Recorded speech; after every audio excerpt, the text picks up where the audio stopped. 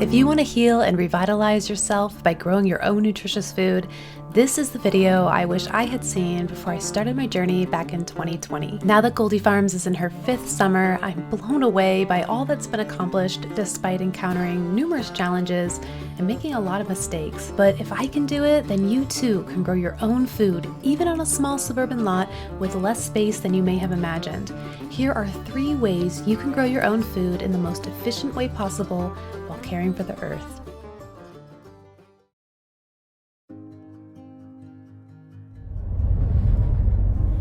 These scenes are from a recent trip through California's Central Valley on our way to a workshop aimed at understanding why California is experiencing worsening floods, droughts, and fires, and how this can be reversed.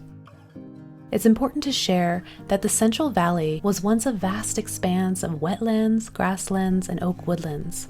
It was home to a diverse array of plants and animal species, including elk, antelope, grizzly bears, and countless birds. Numerous rivers and streams flowed down from the Sierra Nevadas, deeply hydrating the landscape, and this was less than 200 years ago. We finally arrived at Blue Ruby Farm to attend a workshop hosted by Zach Weiss of Water Stories. Zach has done amazing work in land rehydration, and I highly recommend checking out his projects linked below. Zach explained how human activities such as deforestation, urban development, and pollution disrupt the water cycle. When water cannot infiltrate the ground, it runs off the land instead, failing to replenish groundwater. As the earth heats up, coastal moisture struggles to move inland, causing pressure shifts that lead to intense storms. The sun-baked earth exacerbates runoff, resulting in mudslides and erosion. As this cycle intensifies, ecosystems collapse. People then drill deeper wells, extracting the remaining water and making the landscape less inhabitable in the process. This leads to water and food scarcity, disease, famine, and even conflicts. This phenomenon, known as the water cycle death spiral, explains what is happening in California's Central Valley, as well as in areas all over the world. But there is hope.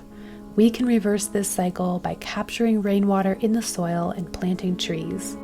Trees release hygroscopic organisms from their leaves, attracting water vapor that helps form clouds and rain. Trees and plants also transpire water, cooling the air and lowering pressure, which draws more moisture inland. Deeply hydrated soil supports ponds, springs, rivers, and lakes, revitalizing ecosystems and restoring balance to the earth.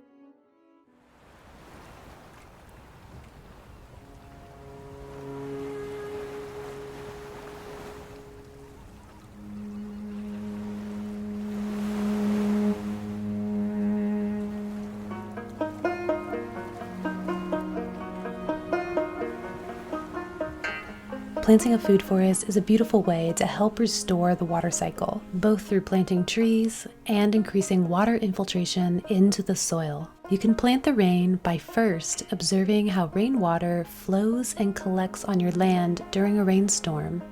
Identify areas of runoff and pooling, and draw a map to plan where to capture and direct water.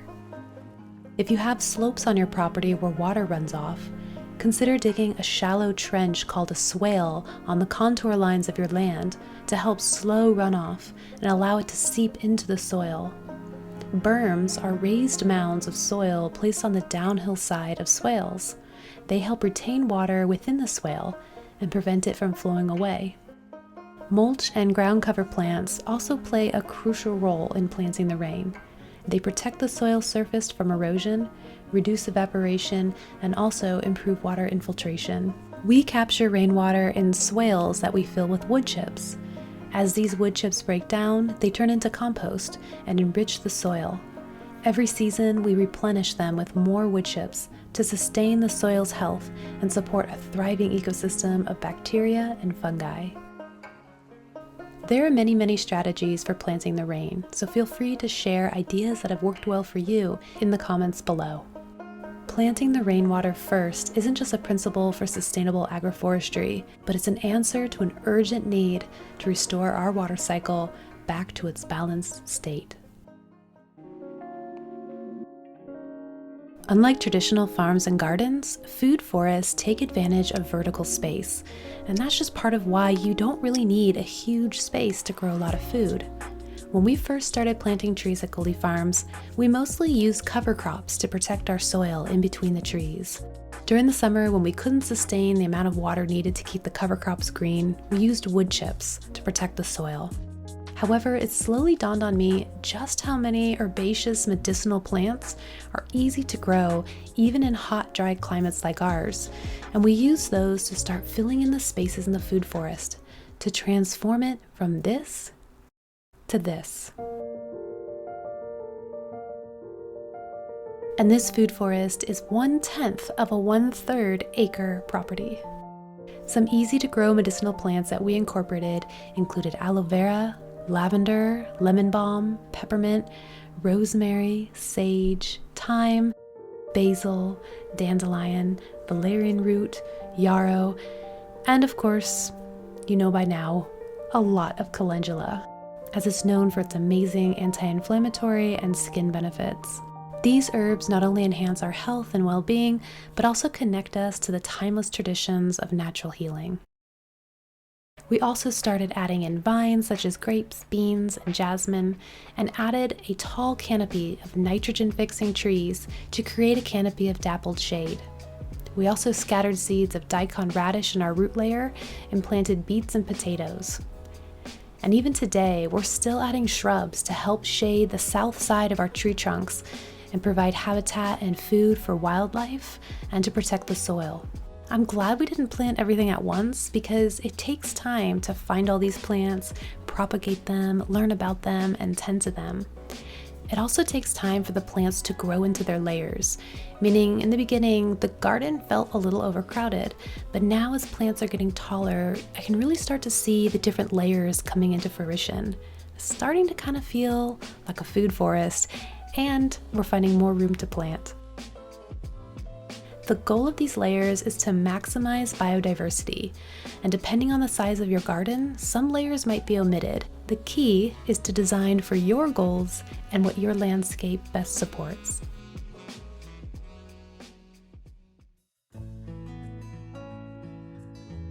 When I first started creating Goldifarms, my goal was just to heal myself by growing organic, nutrient-dense food. And I quickly became frustrated after the first season when most of the vegetables I planted died and my fruit trees were struggling. It was only through perseverance that I finally came to see that we must first heal the land, and then the land heals us.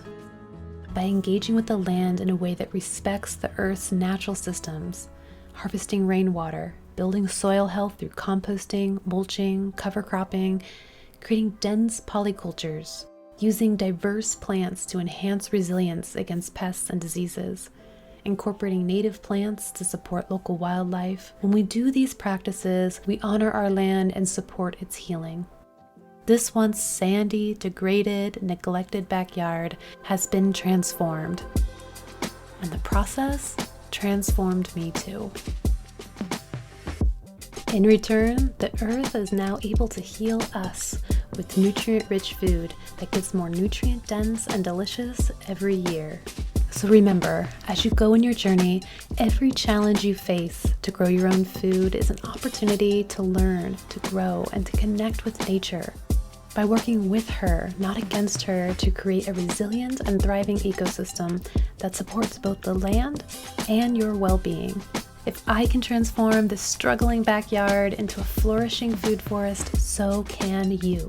Embrace the process, stay patient, and watch as the earth rewards you with abundance and nourishment. Your journey to healing starts with a single seed. Plant it today and cultivate the future you dream of. Thank you so much for watching and subscribing.